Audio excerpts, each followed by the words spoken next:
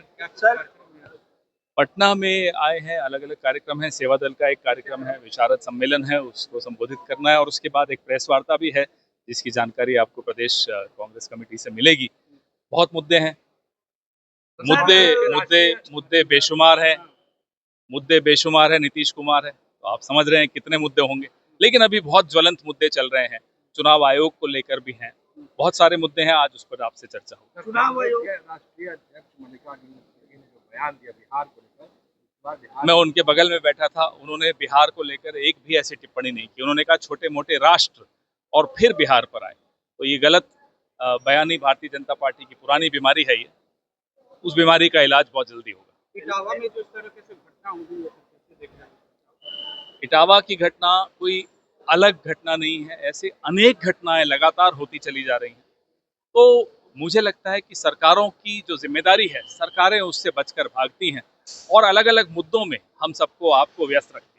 Election commission जो revision वोटों की करेगी, उसको कैसे देख रहे हैं? उसी पर आज चर्चा आपसे करेंगे, विस्तृत चर्चा करेंगे। उसको हमने स्टडी भी किया है और भी स्टडी कर रहे हैं। कल हमने एक स्टेटमेंट भी निकाला कांग्रेस पार्टी की तरफ से।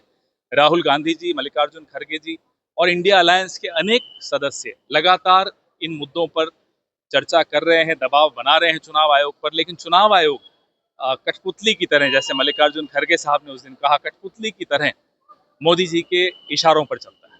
जयशंकर प्रसाद ने कहा है कि इमरजेंसी के 50 वर्ष हो गए, लेकिन उस काला अध्याय को कोई भूल नहीं पाया है। अब ये नए नए शब्द ले आए। अब जैसे जिसको ये अमृतकाल कहते हैं, वो क्या है? वो अघोषित इमरजेंसी है। जिस नेता ने, जिस पार्टी की सरकार ने इमरजेंसी लगाई थी, संविधान के माध्यम से इमरजेंसी लगाई थी, संविधान के माध्यम से इमरजेंसी हटाई और फिर उस इमरजेंसी के लिए माफी मांगी, जनता ने माफ किया और 353 सीटें लेकर वही पार्टी, वही नेता फिर से आई। प्रशांत किशोर कह रहे हैं कि कांग्रेस ने जितना बिहार को बर्बाद लालू यादव ने किया है, उतना ही बर्बाद कांग्रेस ने बिहार के लोग जानते हैं, असलियत जानते हैं। यहाँ से आप निकलिए बाहर, दाएं बाएं जहां देखेंगे वहां आपको कांग्रेस के पुराने जो काम किए हैं वही दिखेंगे। एक सवाल है सर, प्रशांत किशोर ने यह भी कहा है कि बिहार में कांग्रेस जो है वो लालू यादव पे डिपेंडेंट है, उसकी अपनी कोई आप क्यों समय वेस्ट कर रहे हैं? सही मुद्दों पर बात करें। सर वोटर लिस्ट को रिव्यू कर रही है चुनाव आयोग, अभी चुनाव आने वाला है। वही उस पर आज हम चर्चा करेंगे, क्योंकि बहुत दिनों से, बहुत महीनों से, दिसंबर से हम लगातार चुनाव आयोग पर दबाव बना रहे हैं कि आपकी प्रक्रिया पारदर्शी नहीं है। उस पर जवाब देने की बजाय वो दाएं बाएं तो कर ही रहे हैं।